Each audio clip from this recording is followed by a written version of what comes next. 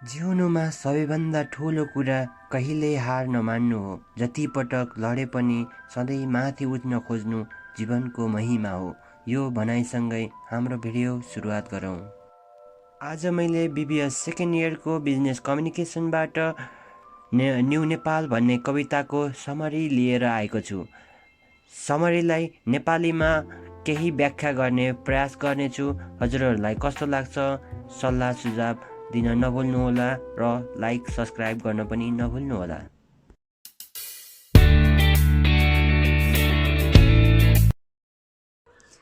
New Nepal नयाँ नेपाल सिद्धिचरण श्रेष्ठद्वारा लेखिएको एउटा राजनीतिक कविता हो।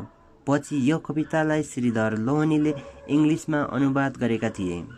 सिद्धिचरण श्रेष्ठको जन्म विक्रम सम्वत 1912मा र 1992मा उनको निधन भएको थियो। उनी ओखलढुङ्गामा जन्मिएका थिए। उनले आफ्नो बारेमा मेरो प्यारो ओखलढुङ्गामा पनि उल्लेख गरेका छन्। उनको लेखनशैली विक्रम सम्वत 1930बाट सुरुवात भएको थियो। उनले आफ्नो पहिलो कविता भुइँचालो विक्रम सम्वत 1934मा गोरखापत्रद्वारा प्रकाशित गरेका थिए। उनी एउटा तत्कालीन समयका क्रान्तिकारी लेखक थिए। नेपालका प्रख्यात लेखकमध्ये उनी पनि एक लेखक मानिन्थे। उनले आफ्नो लेखन शैलीबाट राणा शासनको घोर विरोध गरेका थिए। उनको क्रान्तिकारी लेखन शैली धेरैलाई मन परेको थियो र धेरै मानिसहरू प्रभावित पनि थिए। जुन राणा शासनको एउटा कठोर शासन विरुद्ध उनले ठुलो आवाज उठाएका थिए। यस कारणले गर्दा राणा शासकहरूले उनलाई 18 वर्षको जेल सजाय पनि सुनाएको थियो। उनले आफ्नो लेखन शैलीबाट राणा शासनको घोर विरोध गरेका थिए। उनको क्रान्तिकारी लेखन शैलीले धेरै मानिसहरूलाई प्रभावित पारेको थियो।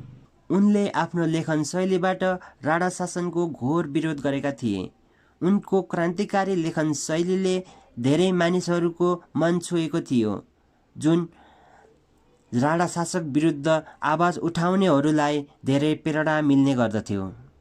उनले राणा शासनको विरुद्ध आवाज उठाएको हुनाले तत्कालीन समयको राणा शासकहरूले 18 वर्षको जेल सजाय सुनाएको थियो।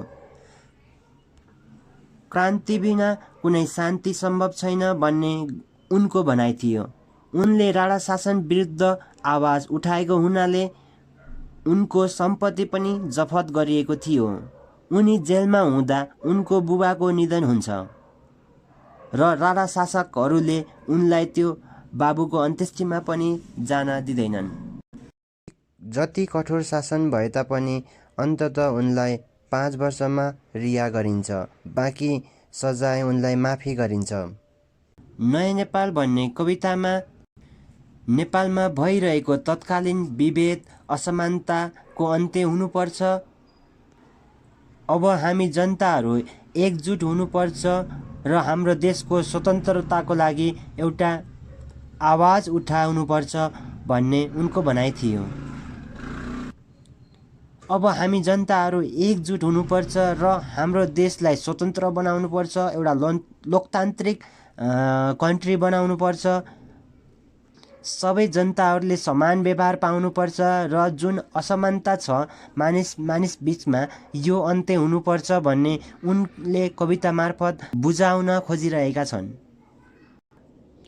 कवितामा कविले धेरै सरल र सहज तरिकाले बुझ्न सक्ने, सबैले बुझ्न सक्ने शब्दावलीहरू चयन गरेका छन्।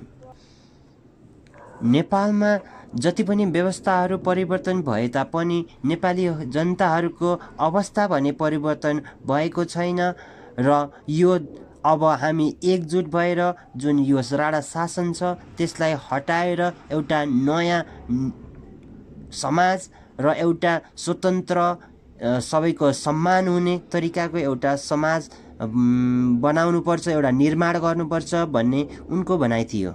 शोषकहरूले एउटा शोषण गरेर हाम्रो देशको अवस्था यहाँ पुर्याएका हुन् भन्ने उनको भनाइ थियो।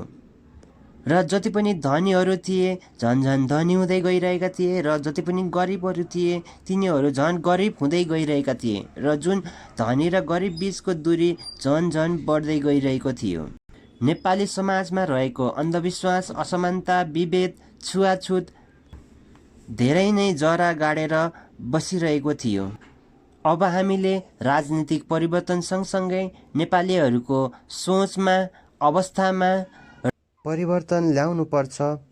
देशमा रहेको राणा शासन विरुद्ध पनि हामीले आवाज उठाउनुपर्छ र एकजुट हुनुपर्छ, उनले कविता मार्फत बुझाउन खोजेका छन्। देशको अवस्था पनि यथावत नै छ। नेपालमा केही राणा शासकले मात्र अवसर पाउने र उनीहरूको जीवनमा मात्रै सुधार हुने भएको हुनाले आफ्नो अधिकारको लागि अब ठुलो परिवर्तनको खाँचो छ भन्दै उनले नेपाली जनताहरूको मनोबल बढाउने काम गर्दथे। उनले सबै नेपालीलाई साँचो बोल्न, कठोर शासन विरुद्ध आवाज उठाउन आग्रह गरिरहेका थिए। उनले नयाँ नेपालको परिकल्पना गरेका थिए, जहाँ सोच, छुवाछुत, धार्मिक वर्गीकरण, सामाजिक अवस्था, सांस्कृतिक अवस्था सबै परिवर्तन हुनुपर्छ। सबै नेपालीहरू एकबद्ध तरिकाले, समान तरिकाले बाँच्न पाउनुपर्छ भन्दथे। नेपाली समाजमा रहेको जति पनि समस्याहरू छ, जति पनि एउटा एक घरानाले मात्र शासन गरेर उनीहरूको जीवनमा मात्रै परिवर्तन भइरहेको हुनाले सबै नेपालीहरूको अवस्थामा पनि परिवर्तन हुनुपर्छ र सबै नेपालीहरूले बाँच्न पाउने अधिकार पाउनुपर्छ भनेर यो आवाज उठाइरहेर उनले नेपाली जनताहरूलाई एकजुट हुनको लागि आह्वान गरिरहेका थिए। यो कविता मार्फत उनले नयाँ नेपालको एउटा परिकल्पना गरेका छन् र उनले गरेको परिकल्पनालाई नेपाली सबै जनताहरूलाई बुझाउन खोजिरहेका छन्।